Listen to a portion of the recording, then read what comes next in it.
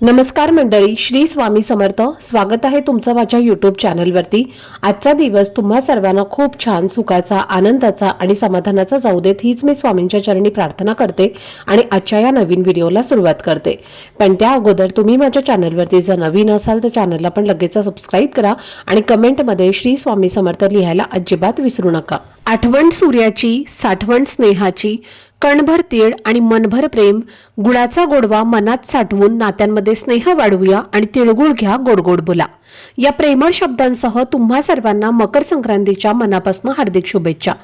तर मंडळी, येत्या 14 जानेवारीला म्हणजेच बुधवारी मकर संक्रांतीचा पवित्र सण साजरा केला जाणार आहे आणि हा सण आपल्या आयुष्यात खूप महत्त्वाचा मानला जातो, कारण या दिवशी केलेल्या प्रत्येक कृतीचा थेट परिणाम आपल्या घरावर, आपल्या सुख समृद्धीवर होत असतो असं मानलं जातं.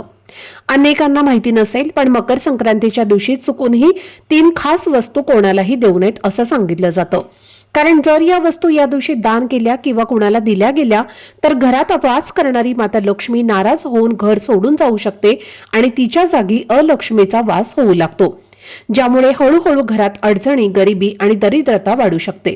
आश्चर्याची गोष्ट म्हणजे आजही जवळजवळ 99% लोकांना ही गोष्ट माहिती नाही आणि न कळतपणे त्यांच्या हातून ही चूक घडत असते. आणि म्हणूनच आजच्या या व्हिडिओमध्ये मकर संक्रांतीच्या दिवशी अशा कोणत्या वस्तू आहेत ज्या तुम्ही चुकूनही कोणालाही देऊ नयेत. अगदी समोरचा व्यक्ती तुमचा सख्खा भाऊ असला तरी सुद्धा ज्या वस्तू टाळाव्या लागतात याबद्दलची संपूर्ण माहिती आजच्या व्हिडिओमध्ये मी तुमच्यासोबत शेअर करणार आहे. त्यामुळे व्हिडिओ हा स्किप न करता शेवटपर्यंत नक्की पहा, जेणेकरून तुमच्यापर्यंत योग्य ती माहिती पोहोचेल. आणि तुम्ही माझ्या चॅनलवरती जर नवीन असाल तर चॅनलला पण लगेच सबस्क्राईब करा आणि बेल आयकॉनला पण प्रेस करा, म्हणजे मी जेव्हा कधीही नवीन व्हिडिओज अपलोड करेन त्याचं नोटिफिकेशन सर्वात आधी तुम्हाला मिळेल आणि तुमचा एकही व्हिडिओ हा मिस होणार नाही. तसेच खाली असलेल्या हाय बटनवर सुद्धा क्लिक करा. तर मंडळी, मकर संक्रांतीच्या दिवशी केलेले दान हे फारच पवित्र, पुण्यकारक, धनवर्धक आणि सौभाग्य वाढवणारं मानलं जातं. आणि म्हणूनच आपल्यापैकी अनेक जण आपल्या श्रद्धेनुसार, आपल्या क्षमतेनुसार या दिवशी काही ना काही दान नक्की करत असतो.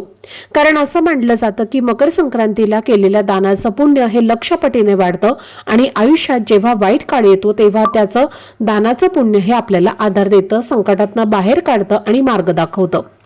मात्र मंडळी, दान करताना जसं काय द्यायचं आहे याला महत्त्व आहे, तसेच काय द्यायचं नाही हे जाणून घेणं सुद्धा तितकंच गरजेचं आहे. कारण अशा काही वस्तू आहेत ज्या चुकूनही आपल्याला दान करू नयेत किंवा कोणालाही उसने देऊ नयेत.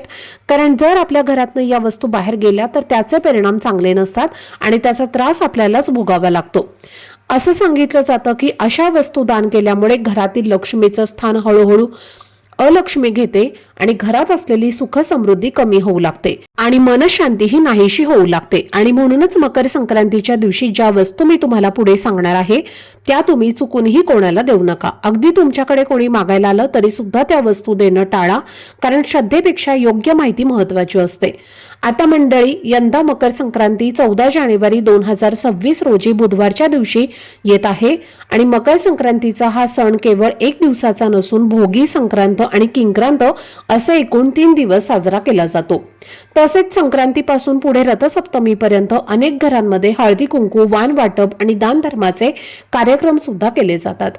हळदी कुंकू करताना आपण अनेक वस्तू दान देतो, सुवासिनींना वाण देतो, गरजू लोकांना मदत करतो. पण याच दरम्यान काही अशा वस्तू असतात ज्या हळदी कुंकुवामध्ये सुद्धा अजिबात देऊ नयेत, हे फार कमी लोकांना माहिती असतं. केवळ संक्रांतीच्याच दिवशी नाही तर भोगी, संक्रांत आणि किंक्रांत या तिन्ही दिवशी काही ठराविक वस्तू दान करणं पूर्णपणे वर्ज्य मानलं गेलं आहे आणि त्या वस्तू चुकूनही कोणाला देऊ नयेत असं शास्त्रात सांगितलं आहे. यंदा मकर संक्रांतीचा पुण्यकाळ बुधवारी 14 जानेवारी 2026 रोजी दुपारी 3:06 सुरू होणार आहे, कारण याच वेळेला सूर्य मकर राशीमध्ये प्रवेश करणार आहे आणि हा पुण्यकाळ सूर्यास्तापर्यंत म्हणजेच संध्याकाळी सुमारे 6:20 असणार आहे. त्यामुळे या वेळेत तुम्ही दान धर्म, जप, पूजा किंवा धार्मिक कार्य करू शकता. त्यानंतर संक्रांतीच्या दुसऱ्या दिवशी म्हणजेच किंक्रांतीचा दिवस वगळून तुम्ही रथसप्तमीपर्यंत दान धर्म करू शकता.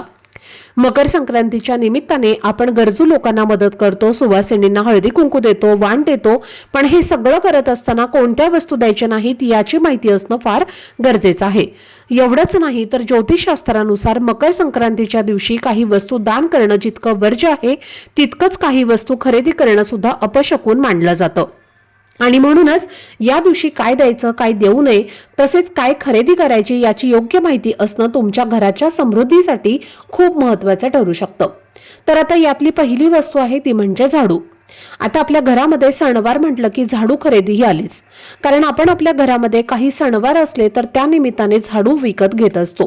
पण मकर संक्रांतीच्या दिवशी आपल्याला झाडू हा अजिबात खरेदी करायचा नाही, कारण झाडूला आपण माता लक्ष्मी म्हणतो, पण तो घेण्यासाठी आश्विन अमावस्या, धनत्रयोदशी किंवा कोणत्याही महिन्यामध्ये शुक्रवारच्या दिवशी तुम्ही झाडू खरेदी करू शकता. पण मकर संक्रांतीच्या दिवशी आपल्याला चुकूनही झाडू जो आहे तर तो अजिबात खरेदी करायचा नाही, कारण मकर संक्रांतीच्या दिवशी आपण झाडू घेतला तर त्या निमित्ताने आपण ज्या व्यक्तीकडनं झाडू खरेदी केला त्या व्यक्तीला आपण पैसे जे आहे तर ते देत असतो आणि मग झाडू खरेदी करत असतो. आणि हीच एक चूक जी आहे तर ते आपल्याला इथे मकर संक्रांतीला होत असते. तर या दिवशी आपण पैसेही खर्च करत असतो आणि झाडू जो आहे तर तो आपल्या घरामध्ये आणत असतो, कारण हे पैसे सुद्धा लक्ष्मी आहे आणि झाडू सुद्धा लक्ष्मी आहे.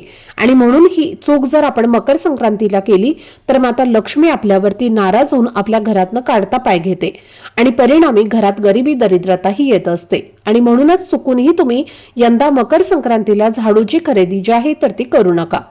आता पहा, बरेच जण मकर संक्रांतीला दान करायचं असतं म्हणून झाडू खरेदी करून तो संक्रांतीच्या दिवशी मंदिरामध्ये दान करत असतात, कारण मंदिरामध्ये झाडू दान केल्याचं पुण्य हे खूप अधिक पटीने मिळत असतं आणि म्हणून बरेच जण या दिवशी झाडू खरेदी करून मंदिरामध्ये दान करत असतात. पण ही चूक सुद्धा तुम्हाला करायची नाही. या दिवशी तुम्ही चुकूनही झाडू खरेदी करून मंदिरामध्ये दान करू नका, कारण मंदिरामध्ये झाडूच दान करणं हे एक भाग्याचं लक्षण मानलं जातं. पण त्यासाठी काही ठराविक प्रसंग तिथी असतात, पण मकर संक्रांती दिवस तुम्हाला यासाठी अजिबात निवडायचा नाही, कारण मकर संक्रांतीचं दान असेल तर ते कुठेही असो, मंदिरात असो, घरात असो, त्यासाठी आपला झाडू जो आहे तर तो अजिबात द्यायचा नाही. तसेच या मकर संक्रांतीच्या दिवशी आपण आपल्या घरातील झाडू हा कोणाच्याही नजरेला पडणार नाही याची विशेष तुम्हाला काळजी घ्यायची आहे. कोणाच्या नजरेला म्हणजे आपल्या घरातील व्यक्ती सोडून जेव्हा बाहेरची व्यक्ती तुमच्या घरामध्ये येणार असेल तर या दिवशी संक्रांतीच्या शुभेच्छा द्यायला अनेक लोक आपल्या घरी येत असतात. जेव्हा आपण त्यांच्या नजरेला आपल्या घरातील झाडू जो आहे तर तो पडणार नाही याची विशेष काळजी घ्या. सूर्य उगवण्यापूर्वीच तुम्हाला तुमच्या घरातील स्वच्छता करून घ्यायची आहे, झाडलोट करून घ्यायची आहे आणि झाडू हा तुम्हाला अशा ठिकाणी ठेवायचा आहे की त्याची नजर कोणावरती ही पडणार नाही. त्याचबरोबर बघा, मकर संक्रांतीचा दिवस हा शनिदेवांना देखील समर्पित आहे आणि शनीची 7.5 जावी म्हणून या दिवशी अनेक जण तेलाचं दान करत असतात. पण शनिदेव हे सूर्यपुत्र आहेत, पण या पिता आणि पुत्राचं एकमेकांशी कधीच विशेष असं काही पटत नाही. आणि मकर संक्रांतीचा दिवस हा सूर्य उपासनेचा सण आहे आणि त्यामुळे मकर संक्रांतीच्या दिवशी चुकूनही तुम्ही तेलाचं दान जे आहे तर ते अजिबात करायचं नाही, मग ते मंदिरामध्ये असो किंवा गोरगरिबांना असो. तर या दिवशी तेल कोणालाही तुम्हाला द्यायचं नाही, तसेच दान सुद्धा करायचं नाही. अगदी तुमच्या शेजारच्या एखादी जवळची व्यक्ती असेल आणि ती तुमच्याकडे या दिवशी तेल मागायला आली असेल तर तिला सुद्धा तुम्ही घरातनं अजिबात देऊ नका, किंवा झाडू मागायला आली तरी घरातला झाडू सुद्धा या दिवशी कोणालाही देऊ नका.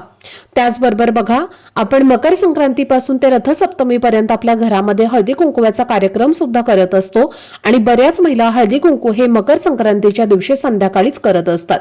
पण जर तुम्ही मकर संक्रांतीला हळदी कुंकू करणार असाल तर त्या हळदी कुंकवाच्या वाहनामध्ये तुम्हाला चुकूनही एखादं खाद्य तेल असेल किंवा हेअर ऑइल असेल किंवा एखादी सुगंधित ऑइल असेल तर ते तुम्हाला चुकूनही वाहनामध्ये द्यायचं नाही, कारण या दिवशी आपण घरामध्ये हळदी कुंकू करत असतो तेव्हा येणाऱ्या महिला या लक्ष्मी स्वरूपात येत असतात आणि म्हणून या दिवशी जर आपण तेलाचं दान केलं किंवा तेलाचं एखादं वाण केलं तर त्याचे वाईट परिणाम सुद्धा आपल्याला भोगावे लागू शकतात.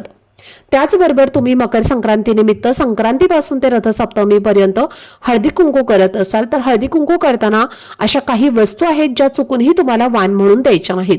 आता बऱ्याच वेळेला आपण मेकअपच्या वस्तू ज्या आहेत तर त्या सुद्धा दान म्हणून देत असतो, वाण म्हणून देत असतो. त्यामध्ये सेफ्टी पिन असेल किंवा इतर कुठल्या टोकदार धारदार वस्तू असतील तर त्या चुकूनही वाणामध्ये द्यायचे नाहीत. हे एक प्रकारचं लोखंड असतं आणि म्हणून लोखंड जे आहे तर ते देणं याचा अर्थ आपल्या कुंडलीतला केतू किंवा शनी या ग्रहांना खराब करून घेणं.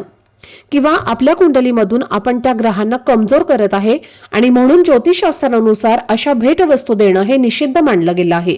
त्यामुळे मकर संक्रांतीचं जे काही वाण महिलांना तुम्ही वाटणार आहे, दान धर्म करणार आहे, तर त्यामध्ये टोकदार किंवा धारदार किंवा लोखंडाच्या वस्तू ज्या आहेत तर त्या तुम्ही अजिबात दान करायच्या नाहीत। त्याचबरोबर बऱ्याच महिला प्लास्टिकच्या वस्तू सुद्धा दान करत असतात। काहीतरी 5-10 रुपयांचं प्लास्टिकचं वाण आणतात आणि तेच तुम्ही वाण म्हणून देत असतात। पण बघा, प्लास्टिकचं दान करणं हे नकारात्मक ऊर्जा आणत असतं आणि त्यामुळे आपल्या घरात नकारात्मकता येत असते आणि त्याचे वाईट परिणाम हे सुद्धा आपल्याला भोगावे लागत असतात। म्हणून तुम्ही हळदी कुंकू करत असताना चुकूनही प्लास्टिकच्या वस्तू ज्या आहेत तर त्या तुम्ही वाण म्हणून अजिबात देऊ नका। त्याचबरोबर मकर संक्रांतीला कपड्यांचं दान सुद्धा केलं जातं। अनेक लोक गरजू व्यक्तींना कपडे दान करत असतात, पण आपल्याला या संक्रांतीला काळ्या रंगाचे कपडे जे आहेत तर ते चुकूनही करायचं नाहीत। काळा रंग हा नकारात्मक ऊर्जेचा प्रतीक मानला जातो आणि त्याचे दान केल्यास व्यक्तीला अशुभ परिणाम देखील मिळू शकतात। त्यामुळे मकर संक्रांती दिवशी काळ्या रंगाचे कपडे दान करणं आवर्जून टाळावं। त्याचबरोबर बघा, मकर संक्रांतीला अनेक जण आपल्या घरामध्ये काही वस्तू असतात त्याच वस्तूंचं दान करत असतात, ज्या वस्तू आपण अगोदर वापरलेल्या असतात।